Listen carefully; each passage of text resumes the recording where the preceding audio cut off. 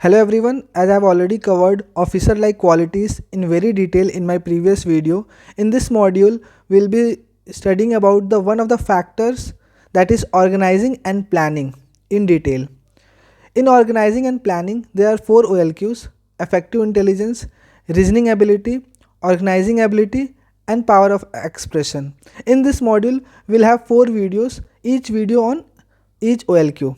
Now, how I will be covering? In effective intelligence, it will be like this.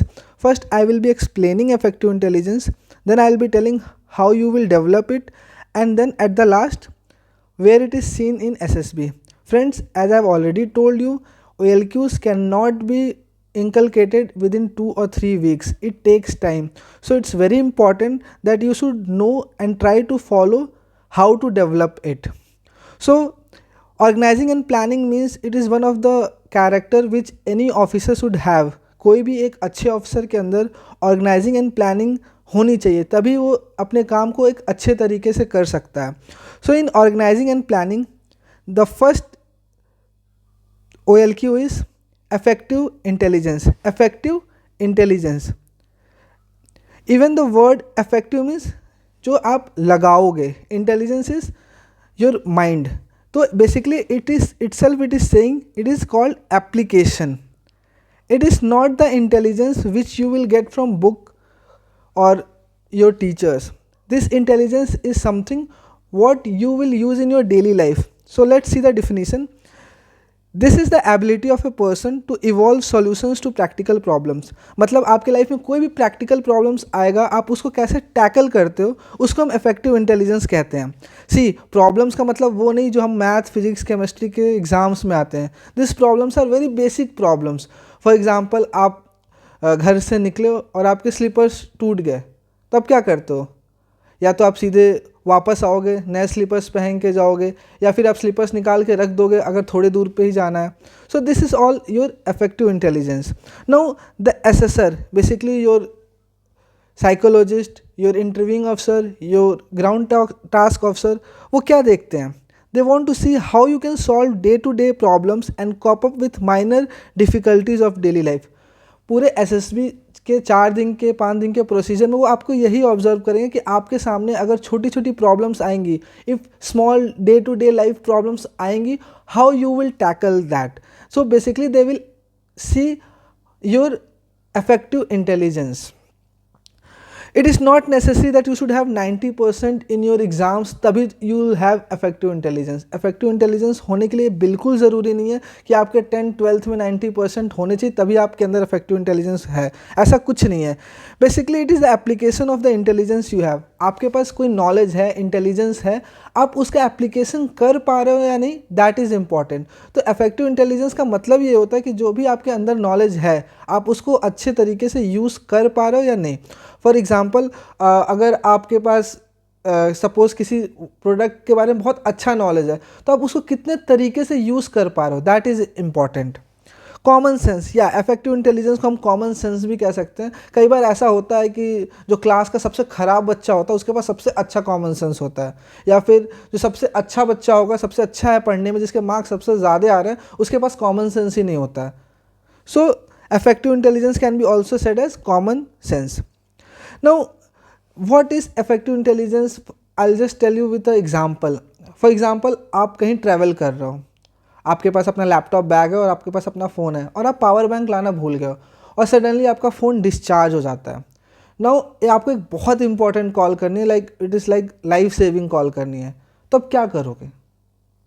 तो what you will do, you can use your laptop as a power bank. आप अपने laptop से अपने phone को charge कर सकते हो. I know इतना चार्ज नहीं होगा, बट हाँ इतना चार्ज ज़रूर हो जाएगा कि आप एक कॉल करके वो काम पूरा कर सकते हो. तो here you have use your effective intelligence. आप बस में ट्रैवल कर रहे हो, सडनली आपका बटन टूट गया, आपको बहुत इंपॉर्टेंट किसी काम के लिए जा रहे हो, आप वापस घर नहीं जा सकते, तो आप क्या करोगे? आप अगल बगल वाले से किसी से आप सेफ्टी पिन ले सकते हो, दैट कैन सेव यू. तो दिस ऑल एक्टिविटीज़ जो आप डेली टू डे लाइफ में आपको प्रॉब्लम्स आ रही हैं और जो टैकल कर रहे हो, इसको हम इफेक्टिव इंटेलिजेंस कहते हैं. सेंसिबल एंड कैलकुलेटेड रिस्क, जोश में होश नहीं खोना होता है. इफेक्टिव इंटेलिजेंस का मतलब ये नहीं होगा कि आप जोश में आके होश खो दो, आपको सेंसिबल रहना पड़ेगा. फॉर एग्जांपल, अगर आप एक बस स्टॉप पे खड़े हो और एक चोर आया आपके पास, आपके सर पे बंदूक रखा, कहा भाई give me your purse and phone, and you start fighting with them, what will happen? They will shoot you and take away your things.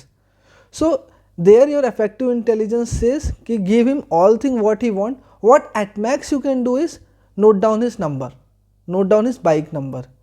So effective intelligence doesn't means you need to solve all the problems. Sometimes it means just tackling the problem. आपको जरूरी नहीं हर time आप problem को solve ही करो, उसका solution निकालो. कई बार आप प्रॉब्लम्स को टैकल कर सकते हो, आप उसको जाने दे सकते हो. तो this is also effective intelligence. Now how to develop it? The biggest thing is that please focus more on this, how to develop. कोई भी OLQs को हाउ टू डेवलप वाला पार्ट प्लीज ध्यान से सुनिएगा, because that is something you need to learn it. So this all I have made it by my own practices. मेरे खुद के तरीके हैं ये डेवलप करने के. You will not find it in any book. So the first way is 5 use of any thing. आप कुछ भी देखो ना तो आप उसको ये सोचो इसके 5 यूजेस क्या क्या हो सकते हैं. In this way you will exercise your brain. चलो let's do a exercise together. For example tell me 5 uses of pen. Pen के 5 यूजेस क्या क्या हैं. अब ये मत बोलना सर हिस्ट्री का भी लिख सकते हैं, जोग्राफी लिख सकते हैं, फिजिक्स लिख सकते हैं, केमिस्ट्री लिख सकते हैं. No, that is only one we can use as for writing. Second, chalo some girl will say me that sir we can use it as a clip. Now what about the other 3? Friends, if you will ask the same question from 10 people, 8 will not be able to answer more than 3 uses. So what can be the other 3 uses of a pen? Now I can say we can use उसको नाड़ा लगाने के काम में use कर सकते हैं. We can use that to play a game, pen fight खेलते हैं, और you can give it to a small kid जो उसको use कर सकता है. We can use it for self protection. Suppose you can hit it with the nib of the pen. Even तुम उसका रिफिल निकाल के उसके स्ट्रॉ बना के यूज़ कर सकते हो. तो see I have given you 6 uses, even it can be 7 अगर आप अपने दिमाग पे जोर डालो. तो आपके अराउंड में कोई भी चीज़ हो आप उसको देखो और उसको सोचो इसके 5 यूजेस क्या क्या होते हैं. You will start developing effective intelligence. See things around you and try to analyse how can you use it. कोई भी चीज़ जो आपके आसपास है, सपोज एक चेयर है, आप चेयर को देखते हो हाँ ये बैठने के काम आता है, और ये किस काम में आ सकता है. आपको ये सोचना है, अपने दिमाग पे जोर डालना है. आप कह सकते हो हाँ यार इसमें हम कपड़े डाल के धूप में डाल सकते हैं, तो ये वो भी एक इसका चेयर का यूज़ हो गया. Third, not to complicate the things at the beginning. कभी भी आप अपना थॉट प्रोसेस शुरू करते हो किसी की चीज़ को यूज़ के बारे में सोचने के लिए, तो सबसे पहले कॉम्प्लिकेटेड चीज़ मत लाओ. फॉर एग्जाम्पल पेन जब हमने लिया था, सबसे पहला काम क्या यूज़ किया था? राइटिंग के, फिर क्लिप के. तो स्लोली ग्रेजुअली आप चीज़ों को बढ़ाओ, ना कि आप पहले ही सोच लो कि मैं तो इसको सेल्फ प्रोटेक्शन के काम में यूज़ करूँगा. उससे क्या होता है आपके थॉट प्रोसेस रुक जाती है, तो आप ऊपर एक बार चले जाते हो तो नीचे नहीं आ पाते हो. Separate your logic and emotions.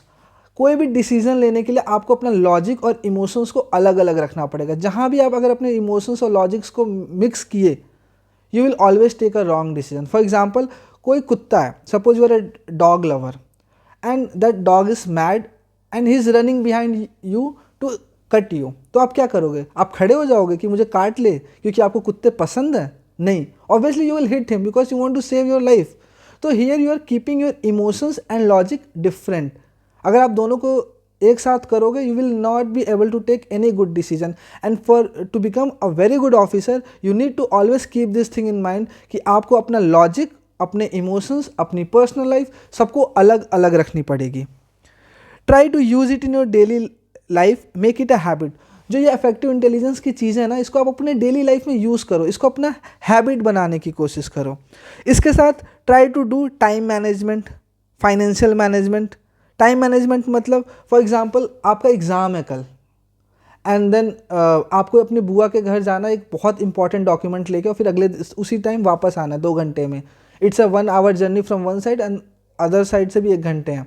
बस जाना, दे के आना है. और कल बहुत इंपॉर्टेंट एग्जाम है जिसके लिए आपने बिल्कुल नहीं पढ़ाई की है, और उसमें पास होना भी बहुत इंपॉर्टेंट है. तो आप क्या करोगे? You will carry your books, और ऑन द वे आप पढ़ने की कोशिश करोगे. You are managing your time. So all this thing which you do on your daily life on a daily basis, this will help you to develop your effective intelligence. Same way financial management. For example, आज आप बाहर रहते हो और आप tiffin मंगा के खाना खाते हो, now it is 28th and 29th, जो लोग बाहर रहते हैं उससे रिलेट कर पाएंगे। 30 तारीख तक आते आते भैया पैसे ख़त्म हो जाते हैं। फिर ऐसा होता है यार पापा कब पैसे डालेंगे। अब वो 1-2 दिन को ना मैनेज करने में बहुत टाइम लगता है, तो आपको भूख लगी और आपके पास पैसे नहीं, ख़त्म होगा, आप क्या करोगे? आप किसी गुरुद्वारे चले जाओ, वहाँ लंगर खा के आ गए। This is all your effective intelligence. ये डे टू डे प्रॉब्लम्स है जिसको आप अपने तरीके से टैकल करोगे। तो this all are the ways, in this way you will develop this OLQ effective intelligence. Now where it is seen in SSB, obviously we all are preparing for SSB, तो we should know कि effective intelligence कहाँ कहाँ use होगी और कैसे होगी। PPDT, the first day when you will be going for screening, PPDT में आपको एक फ़ोटो दिखाया जाता है and you need to make a story on that and then you need to narrate it। तो जब आप उसका स्टोरी बनाओगे तो आपके अगर अंदर इफेक्टिव इंटेलिजेंस होगा तो आप एक अच्छी स्टोरी बना सकोगे उसका। सेम जब आप SRTs कर रहे होगे, SRT mostly about effective intelligence and reasoning ability only. आप SRTs में कैसे हट के सॉल्यूशंस दोगे वो आपके इफेक्टिव इंटेलिजेंस पे बहुत हेल्प करेगा। TAT अगेन आपके पास 11 नए पिक्चर्स होंगे, नई स्टोरीज होंगी। अगर आपकी इफेक्टिव इंटेलिजेंस अच्छी होगी तो आप एक स्टोरीज बनाओगे। सी SSB क्या है, वहाँ पे 100-150 लोग हैं, उसमें से सेलेक्ट 4-5 ही होते हैं who are fit for army.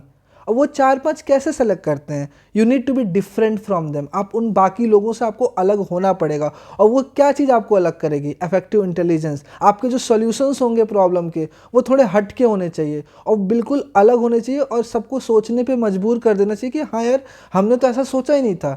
जब तक आप ये थिंकिंग नहीं लाओगे तब तक आपका सिलेक्शन होना बहुत ही मुश्किल है। Fourth is group planning exercise. Group planning exercise, you will be given 4 to 5 problems together with some resources and you need to plan how you will tackle that problem. In that way आपको यहाँ पे भी effective intelligence बहुत help करेगी। You can use your resources in a better way. GTO task, obviously in GTO task में भी ऐसे cases आते हैं जब आपको GTO क्या कहता है कि चलो अब पहले वो वाइट कहता है, अब कहता है ये ब्लू हो गया, अब इस पर आप अपना वेट नहीं रख सकते, अब क्या करोगे?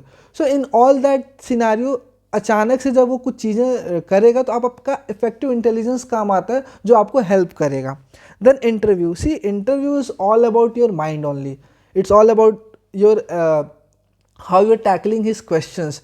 आप उसके क्वेश्चंस को कैसे टैकल करोगे, कैसे आप उसको रिप्लाई करोगे इन अ डिफरेंट वे जिससे वो भी इम्प्रेस हो। तो here all this we can see that effective intelligence will help you a lot in it. So that's from this part of the video. Thank you.